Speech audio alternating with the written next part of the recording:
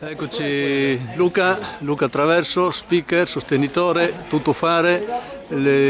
Oggi una sconfitta pesante per come si è determinata. Speriamo che non intacchi il morale. Tu come l'hai vista la partita? Allora, oggi l'ho vista senza essere impegnato, l'ho vista da tifoso, sono il tifoso da trasferta, ok? E in trasferta qualcosina manca al Portogallo. Oggi si è vista molta confusione, poche azioni, un attacco leggermente così un po' leggero.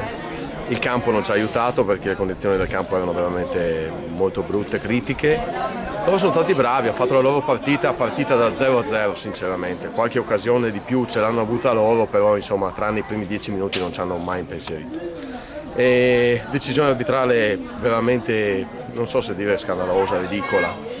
Se c'è un guardalinee con la bandierina alzata, l'arbitro deve fischiare, non può far proseguire il gioco. Dopodiché il guardalinee la bandierina l'ha abbassata non appena visto l'arbitro, però secondo me era un gol da non convalidare, comunque da non far proseguire l'azione.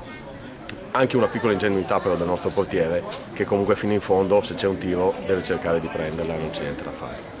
Avevamo comunque tutto il secondo tempo per recuperare. Se non abbiamo recuperato vuol dire che non siamo stati in grado, come hai detto tu oggi è in trasferta e non si è come si gioca al Mechia.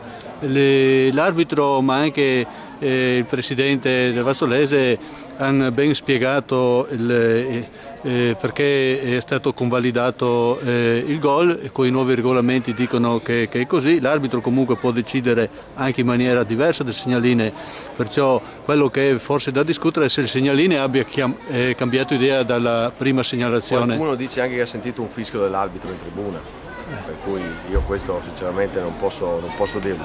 Sta di fatto che allora giochiamo solamente con l'arbitro senza i segnalini. Certo che se domenica avessimo vinto si era primi, e se avessimo vinto nessuno avrebbe gridato lo scandalo perché avevamo fatto una bella partita.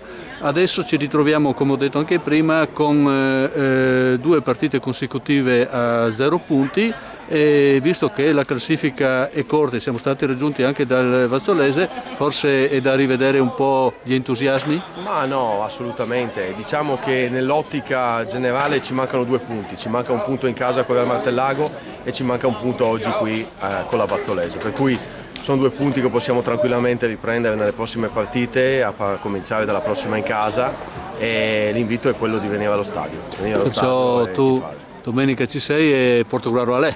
Portogallo a lei, col nostro vino e con i nostri tifosi, forza Porto. Grazie.